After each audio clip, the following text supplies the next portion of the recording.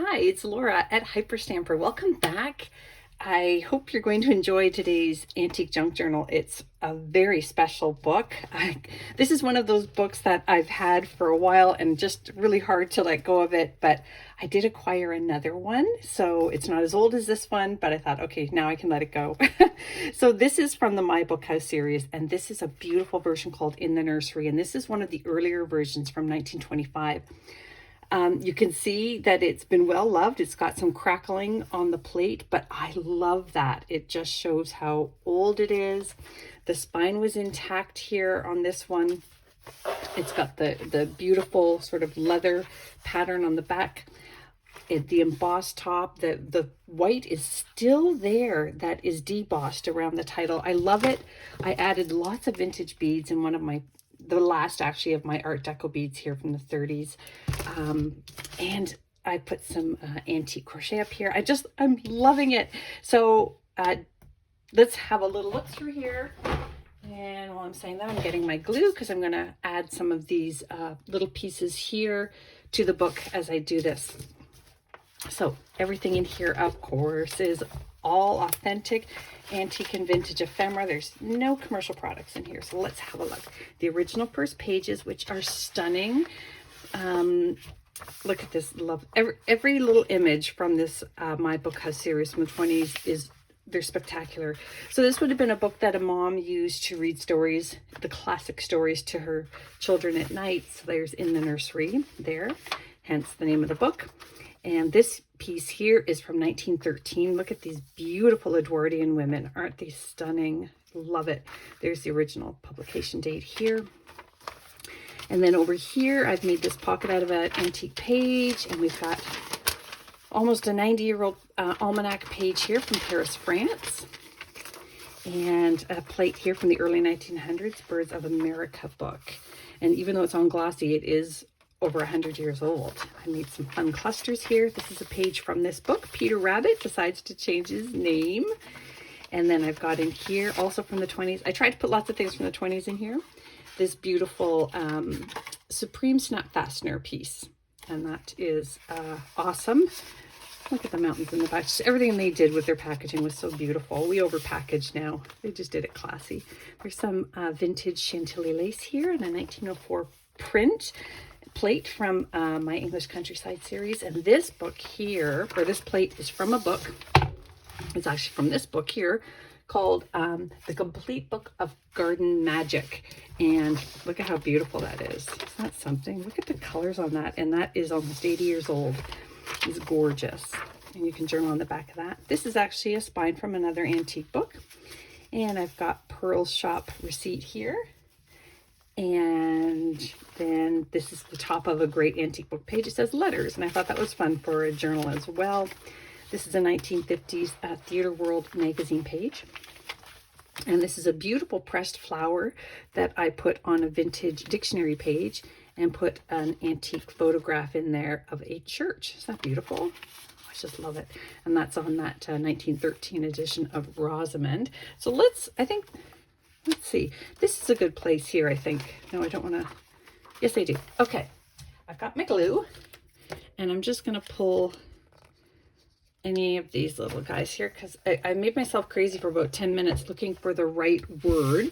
This came from an old word game where kids would learn by putting the little pieces together. Who and we. How about that? Who and we. Here we go. Just something to give a little decoration to a corner when you've got a fully blank page. I really like that.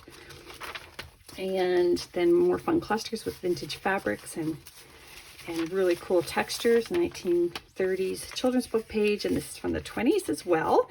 Look at that bear having a bath. Antique paper on the back so you can journal in there. Fun and vintage pocket here. And then I made another little booklet here with my, let me just move this out of the way. Here we go, with my cutoffs. And you can journal all through there as well. And then I made this tag here out of a book cover that didn't make it. It was too damaged to reuse, so I turned it into a journaling tag.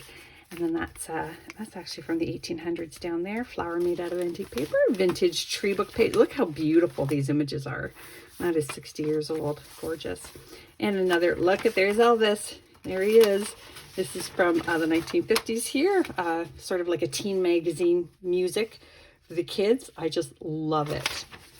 Isn't that cool? Oh my gosh, so much fun. The words to Heartbreak Hotel. Oh, love it. So a lot of fun. Probably has some value, but you know what? I can't worry about that. So this is a beautiful piece of handmade lace here. Look at that. Isn't that stunning?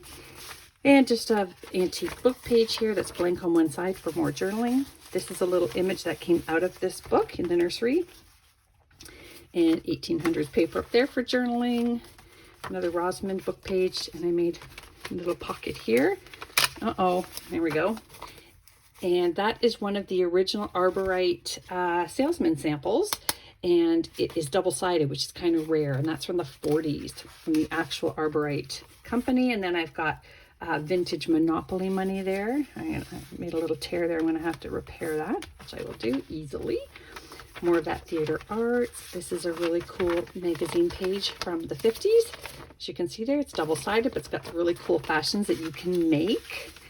And a fun vintage children's book page there. And a 50-year-old Birds of America, another one book page here from my bird book.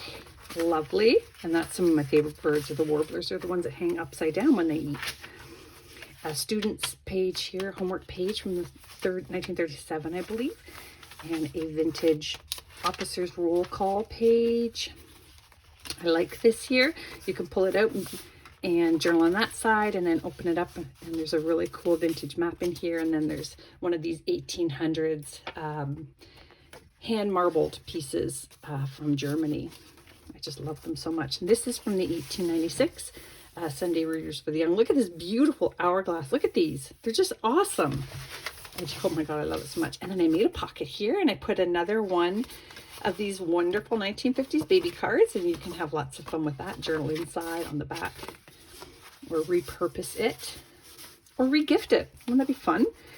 Here's just a little journaling tag made from antique paper, and this stamp here is really old. It's got Queen Elizabeth and Prince Philip way back when they first became the Queen and the Prince. There we go. Yep, 1937 there. This is from a vintage art book, and it's a beautiful plate out of there. And I thought you could journal on there as well. So that's over 50 years old. Fun little pocket. Oh, this is beautiful. And this is from 1905. Look at that. Isn't she stunning? Look at her. November 4th, 1905. Girls Own. Another front page from an antique book. And a flinch card, of course, from 1923. And this is a postcard, Portland vase from the British Museum. And I don't know how old it is. I even Google imaged it. But judging by the numbers and the font, I'm guessing it is about 1920s. Okay, 1950s crochet book, 1920s page here. Oh my gosh, that's so fun. That is from the 50s. Things for, it's sort of like a home ec book. And then one of these great pages from a 1947 book on fashion. That's the French Revolution hats. Bring back hats from the French Revolution. There is not enough room in the car to wear a hat that tall. And this is from the early 1900s. Beautiful sketch here on glossy. You can see the beautiful discoloration along the edges. I didn't touch that. And then we have, there's just a fun ad from a cookbook from the 30s. And this is from 1885 from a German book. And I just love the artwork from this book. And look at that. So I didn't want to cover it, so I made it a flap up journaling page there. And Fables and Fairy Tales. Really fun little poem down here. And that brings us to the end. Have fun. So I hope you love it as much as I loved making it. You can find it in my Etsy shop now, hyperstamper.etsy.com. If it's not there, it means it's sold. I know they sometimes sell very quickly, but subscribe so you get notices right away. I'll see you soon. Bye for now.